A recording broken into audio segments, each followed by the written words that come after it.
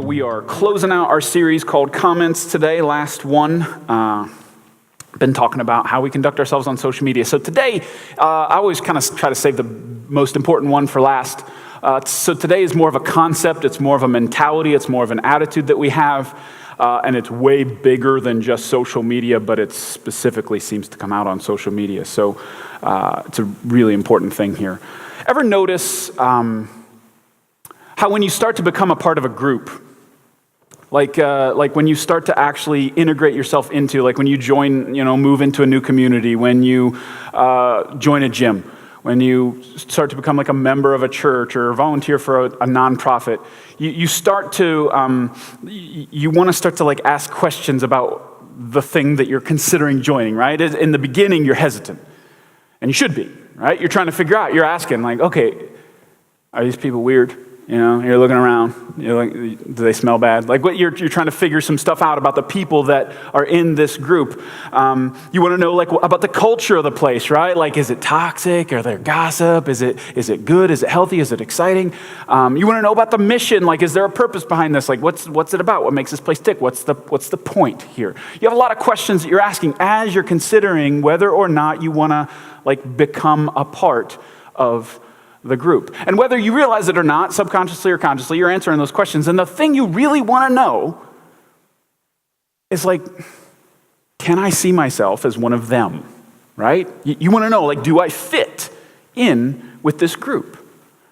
And you'll answer it. Eventually you'll answer. You either say, no, I'm gonna push away. That's not me. Or you'll say, you know what? I want to become a part. And what'll happen then is them will go from being them to being us. This process will happen where you start using words, you won't even notice it, but you'll start using words like we, and our, and us. You'll start using those words, and what's happening is you're starting to identify with a group. And that's a good thing. To have an us in your life is a good thing. And I'm assuming that you have lots of like us's in your life, right? I mean, Wadsworth is an us. Rittman is an us. Norton is an us. The community you live in, that's an us. Cavs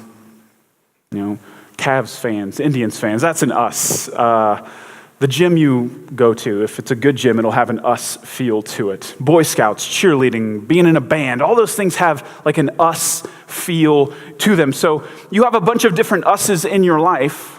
But not all us's are created equal. We all know that, right? Not every us is the same as every other us, and some are more important than others. But I do think it's really important for you to have an us in your life. I don't think you should go your whole life without an us. You need an us.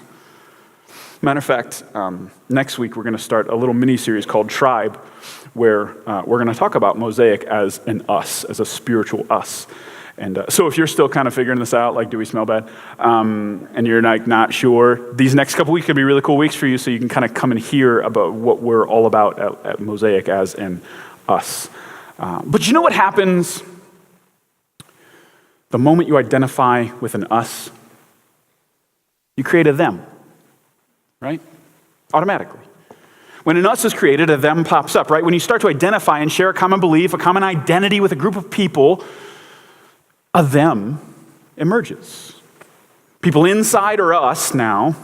People outside are them. So really, there are only two kinds of people in the world. You could narrow it down like the most general sense. There's only two kinds of people in the world. There's us, and there's them. In your life, that's what you have. You have us's and you have them's, right? And depending on how many us circles you have, you'll have some circles where certain people are us and other people are them, and then a different circle, maybe different people are us and different people are them. But that's all you got. You got us's and you got them's. And while I think it's vital, I mean, we'll spend 2 weeks talking about us, okay? Us is really important in your life. I also think how we think about them is really important. Specifically, when it comes to our faith. Specifically, when it comes to the spiritual us. If you're a Christian, you trust in Jesus for your salvation, you believe that he died on the cross, rose again, died for you and your sins. If you're a Christian, that's a really big us. I believe that's the biggest and most important us that you have in your life. So the question I want to answer today is, how should Christians think about them? What should our mentality be when it comes to people who are outside of our Christian us? What about them? How should we think about them? How should we treat them? How should we interact with them? And you can probably tell why I would put this in this series. One of the most important places where this us and them dynamic plays out is on social media. Social media is where us's and them's meet. The mentality you have towards them is on display for all the thems that there are, right? You can't really hide how you feel about them on social media. Your mentality will dictate what you say and how you say it. So what should our mentality be towards them? That's what I want to talk about today. The Christian us and the rest of the world them. You know what? Like the most dangerous mentality, and it's the mentality that Christians seem to naturally go towards, and it seems like the go-to right now, especially the mentality that many people, many Christians, many people who absolutely love Jesus have in this world right now. Their mentality is us versus them. Us versus them. We see them as something to be beaten, something to be conquered, something to be destroyed. Us versus them, that's our mentality. And I know, like, if you go to Mosaic, you probably don't want to, you don't want to admit that you might have this mentality sometimes, right? Like, you would want to push away from it, like, oh, no, we don't do that. And maybe in most cases you don't. But what about when you see stuff like this online? I have a friend on Facebook who's like the perfect example of somebody who might be hostile towards Christianity. So I was like looking for pictures this week. I'm like, oh yeah, just go to his page, and boom, he gave me all the material I needed. It was perfect. So like, what about like around Easter time when somebody on Facebook posts something like this? Ugh. Don't you just want to, right? You just want to go. What about that guy? What about somebody like this on Twitter? Never been insulted by hateful Satanists for not believing in their devil, only by loving Christians for not believing in their God. That hurts. Hold up a minute. What about this one? Believing the Bible is what makes you a Christian. Understanding the Bible is what makes you an atheist. As someone who at least thinks they understand the Bible, I'm massively insulted by that. What about these? What do you do with stuff like this? Maybe you don't have an us versus them mentality most of the time in your life, but when you see stuff like this, don't you kind of like switch into that mode? Don't you want to fight? Don't you want to, send something back their way? Because they're attacking, right? It feels like us versus them when I read this. It automatically like makes my brain go into that mode right now. We want to go back here. To see them as something to be conquered, something to be destroyed, something to be proven wrong. And we see Christians operating out of this all the time. It's almost like you get baited into it, and then somebody shoots a missile, and then you see the missiles coming, and we just hit the red button, and we fire back, and boom, it's us versus them. And I believe, see, here's the crazy part. I believe that Christians are uniquely drawn to having an us versus them mentality. We have a unique thing that draws us to that. It's almost like a handicap because the Bible does tell us as Christians that we're at war. You know that, right? Like if you read the Bible hardly at all, you'll understand that there's a lot of like war imagery in the Bible. It's in there. So guys, like it actually kind of appeals to the masculine side of you sometimes because man, it's all about like fighting and stuff, right? Like 1 Timothy 6 tells us to fight the good fight. Christians, you're supposed to have your hands up. Like this is a fight. Your life is a fight. Ephesians chapter 6 says, put your armor on. You don't put your armor on in peacetime. You put it on in wartime. You're at war. Get your shield. Get your sword. Get your helmet. Let's go. We're in a fight. It is us versus them. We're called to actively and aggressively fight against them. And we're fighting to win. We're not really interested in a participation trophy, right? We want to win. And you see this mentality play out on social media because, hey, Paul said to fight the good fight. So when someone posts something, about abortion, boom, I'm going to go, like, let's fight the good fight, right? Oh, some Muslim posted about Islam. Oh, man, I'm going to fight the good fight. Some atheist talking bad about Christians. I'm going to fight the good fight. Like, you have that mentality. And it's there. You can use Bible verses you can use to justify that. The problem is, when the Bible says we're at war, when the Bible says we're in a fight, it is very specific about who we are at war with and who we are fighting, who them is. Ephesians 6:12. For we are not fighting against flesh and blood enemies, but against evil rulers and authorities of the unseen world, against mighty powers in this dark world, and against the evil spirits in the heavenly places. Them isn't human, is what the writer here, Paul wrote this. Paul's saying, hey, you're not fighting flesh and blood. You're not fighting humans. You're fighting spiritual beings, not human beings. Our fight is an invisible one. Yeah, Christian, fight the good fight. Yeah, Christian, put on your armor. But remember who you're swinging at. Remember who you're swinging at. The big mistake that Christians make is we swing at the wrong them. We have this war mentality towards the wrong them.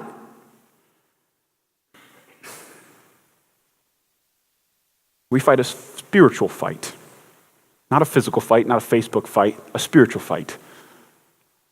So if you're like me, when you hear this, all right, point me in the direction of the nearest demon, please. Let's do this. I want to be able to sink my teeth into it. You know what I'm saying? And the problem is, I think most Christians consider winning a Facebook fight winning a spiritual fight. I think they do. I think they see it that way.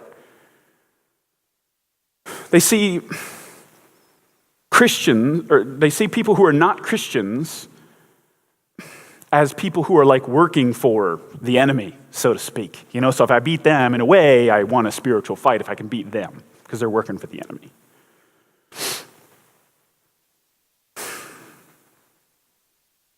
And I think that's wrong. Because if we think, hey, my enemy is spiritual, but there are people in the world who consider Christians their enemy, right? Even if you're saying my enemy is spiritual, but there are people, obviously, people who post stuff like I just showed you, who consider Christianity something to be fought against. So their mentality is that we're their enemy, even if we don't consider them ours. So what do we do with them? Them. You know what I'm saying? The them that's hostile towards us. What do we do with them? Well, C.S. Lewis said this. If they are wrong, they need your prayers all the more. And if they are your enemies, then you are under orders to pray for them. So, Christian soldier, you want to fight? No problem. Here's your orders. When somebody posts something nasty about Christianity, pray for them. That's how you swing. That's how you land a blow on the demon that you can't see. Pray for your enemies. Now, what does he mean here when he says you are under orders to pray for them? Because they need your prayers, but he says you're under orders. If you put somebody under the category of enemy, he says you are under orders to pray for them. What's he talking about there? So if you look in the Gospels, he's referring to something Jesus said. And I have to be honest with you, I'm going to show you this. This is one of those sermons that I kind of fought with, because this is really one of the hardest things that Jesus said. In all the stuff Jesus said, and Jesus said some hard stuff, this is really, I think, in the top 10, top 5 hardest things that Jesus said. We're going to look, he said in a couple of places in the gospel, we'll look in Luke chapter 6. But you who are willing to listen, I say, love your enemies. Do good to those who hate you. Bless those who curse you. Pray for those who hurt you. There's your orders from the King himself. I love how he starts the statement, but you who are willing to listen. I love that. It's like he knows. He knows I'm about to say something hard, so do you trust me? Hey, this is Jesus talking. You trust what he's saying, right? You trust that he knows what he's doing. He knows what he's talking about. He has the right way for you to live. He's like, you trust that, right? Because what I'm about to say is going to be really hard. And then he says the hardest thing that there is, love your enemies. That is the opposite of our mentality, right? Do good to those who hate you, bless those who curse you, pray for those who hurt you. That is completely radical. Your instincts are the exact opposite. It is natural to hate our enemies. It is natural to do evil to those who hate us. It's natural to curse those who curse us. We don't want to pray people that hurt us. We want to hurt them back. It's totally against our instincts. But Jesus says, no. Everything that you think you want to do the opposite. And then he gives reasons why in verse 32. If you love only those who love you, why should you get credit for that? Even sinners love those who love them. And if you do good to only those who do good to you, why should you get credit? Even sinners do that much. And if you lend money to only those who can repay you, why should you get credit? Even sinners will lend to other sinners for a full return. What Jesus is saying here, hey, just so you know, like he's kind of pointing out, like there's nothing unique about loving your friends. There's nothing unique about that. Everybody does that. There's nothing unique about hating your enemies. Everybody does that. If you're only nice to people who are nice to you, you're only respectful to people who are respectful to you, it's not really saying much. I know you can say, well, there are people who don't do that. Cool, you're better than them. Great. Like you're better than the people who are kind of crappy to everybody else. But come on now. Jesus is like, it's pretty normal. You're good to people as far as they're good to you. You don't get a gold star for that. That's what everybody else does. Jesus is calling us up. He says, hey, you want to follow me? I got something crazy. Don't just love people who love you. Don't just treat people well who treat you well. Do something crazy. And then he continues. Love your enemies. Do good to them. Lend to them without expecting to be repaid. Then your reward in heaven will be very great, and you will truly be acting as a child of the Most High, for he is kind to those who are unthankful and wicked. You must be compassionate as your Father is compassionate. So what he's saying is, hey, like this can kind of set Christianity apart from everything else. Love your enemies. The thing that should make us different than every other religion, worldview, is to love people who hate us. Do good to people who do not do good to you. Give to people who cannot pay you back. When someone puts us on blast, we don't fire back. That mentality, that is uniquely Christian. Uniquely Christian. We don't treat enemies like enemies. We don't do it. So even somebody who you would consider an enemy, specifically of your faith, you don't treat them like an enemy. You know why? Because our battlefield is our mission field. They're the same. We don't try to win by destroying. We win by converting. Our enemy is the mission. Our enemy is the very person shooting you is the person who you are on mission for. 10,000 years from now, think about this, 10,000 years from now when we're in heaven, we've been in heaven forever, we're not going to be celebrating that sick burn you laid on that atheist. We are not going to be talking about that, I promise. We're not going to be talking about some crazy cultural victory that we won in America. We're going to be celebrating souls saved, period. That's it. That's the win. That's why it makes no sense to me that Christians slip into this us versus them mentality. The whole point is for them to become us. You're not trying to win an argument. You're trying to win a person. And those two things require very different strategies. And if you don't know that, if you don't know that winning a person and winning an argument require two different strategies, I feel bad for everyone close to you. I really do. Because you're you know why? You know why? Before you think I'm being too hard on you. You know why I feel bad for them? Because I used to be that. When Lisa and I first got married, we fought a lot, like all newlyweds do, unless you're liars. And I was really good at fighting. I was. I am really good at fighting. I could sniff out the slightest inconsistency, you know? You said that earlier, and now you're saying this, you know? What's up with that? I can do that. I'm really good at that. I can like shift and pivot away from blame. You know what I'm saying? If you know what I'm saying, you're good at this too. You know? And you can reframe an argument to where, like, if you fought over here, you'd lose, but if I fight over here, I'll win. You know what I'm saying? Like, yeah, I had a lot of ways I could do this. I was really good, and I would crush her. Not bragging, kind of. But then I remember, like, as we were going in marriage, I was talking to my mentor one day, and this came up. He always asked me, he always seems to almost be like prophetic, like he'd ask the thing that like God knew he needed to ask, and he'd ask about my relationship with my wife, and somehow us fighting came up, and he said, well, do you always win? And I'm like, how'd you know? I do always win. And he said something that really stuck with me. He said, Adam, man, if you win every fight, you're going to lose her. You're going to lose her. Like, she'll slowly start to shut down. And you might not notice it at first, but what will happen is, even when you win, you'll lose. Even when you win, you lose. It'll kind of be like a wave coming in on the beach, but like you don't see the under part that's going back out. You think you're winning, but you're just eroding underneath. Even when you win, you lose. That statement just kept playing over and over in my head. Even when you win, you lose. And like, what a dumb mentality. What a terrible trade. I want to win an argument, but lose my wife. Like, what a stupid, stupid trade that would be. So I let her win sometimes now. I'm just kidding. What has really happened is God has used my wife to chisel off some of my pride. You know what I'm saying? He's used her, and it's a sucky job to have, to be the chisel.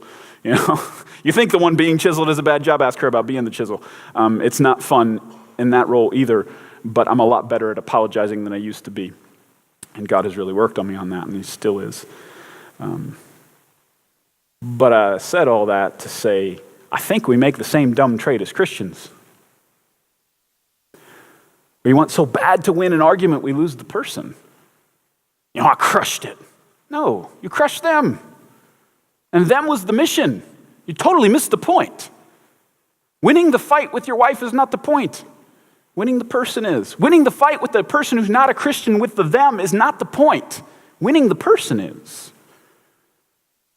But there are enemies. Yeah. They are. Fine. They're your enemies.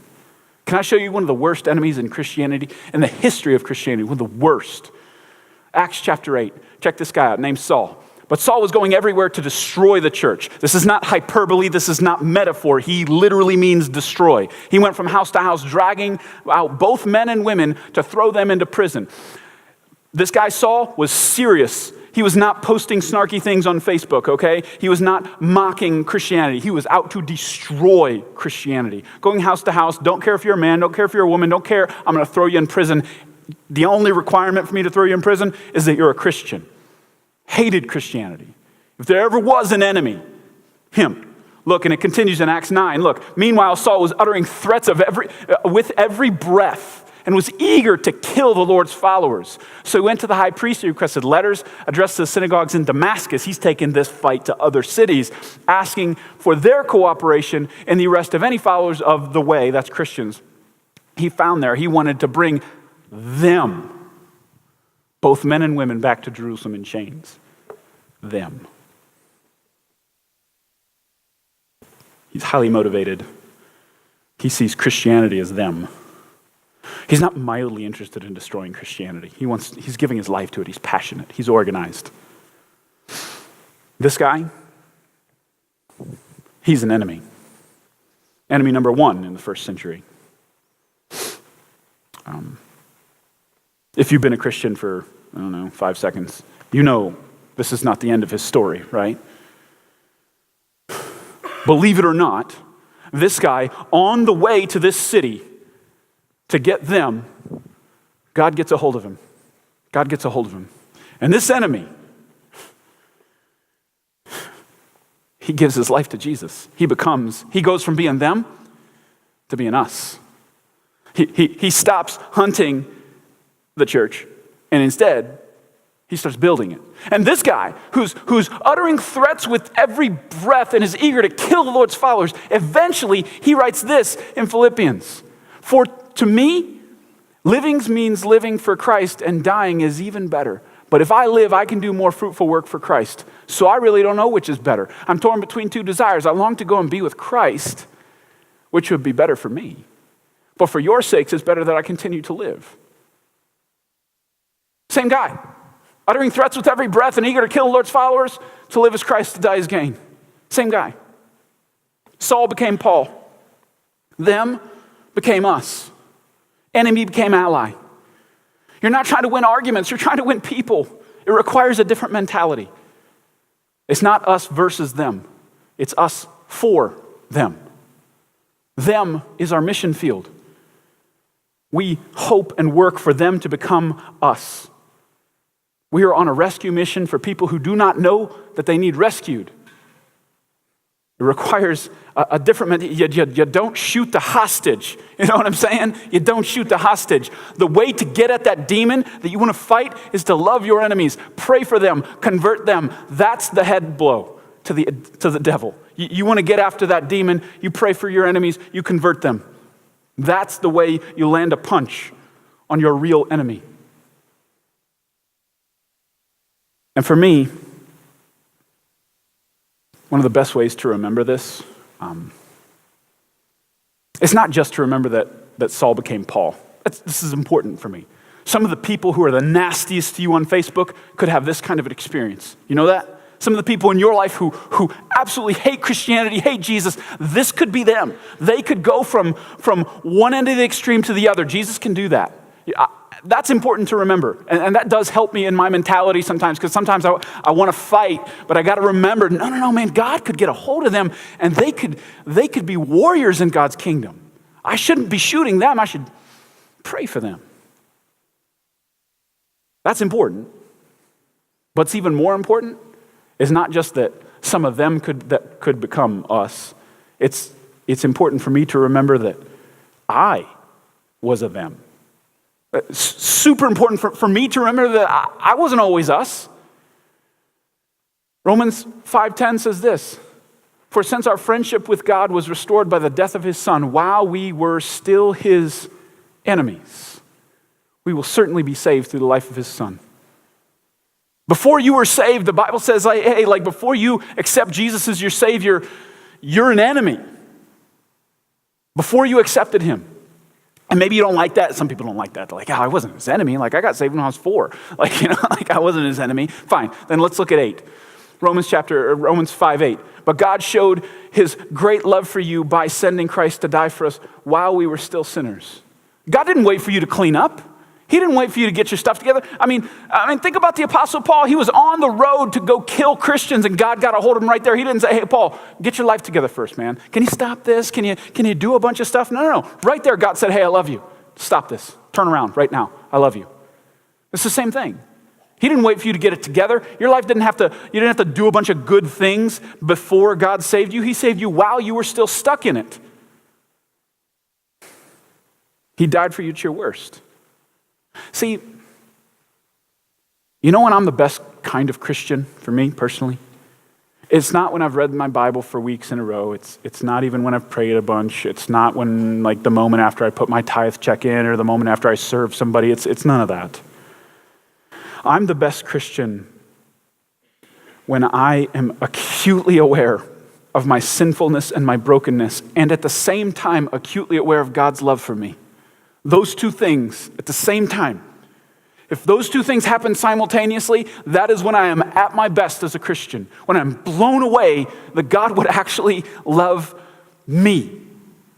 That's crazy. He knows every thought, every detail, everything I've ever done wrong, and he still loves me. That's crazy. And if I can be blown away by that, when I'm in that state, and it's not, it's slippery, I don't always hold on to it. But when I have that, it's really hard for me to think in terms of us versus them, because I'm really aware that I could be a them but for the grace of God. If God didn't get a hold of me, if God didn't shine his light into my heart, I would be a them, and I'd be a nasty one. But because he moved in my heart, I'm an us. And it's hard for me to treat them bad when I am aware of how close I am to being a them. When I realize I deserve nothing and God has given me everything. It's those moments that I remember, man. The line between them and us is just Jesus. He's just got to move in their hearts. And my job is not to destroy them, not to prove them wrong, but to love them and pray for them. That's my priority number 1. Jesus saved me on no merit of my own.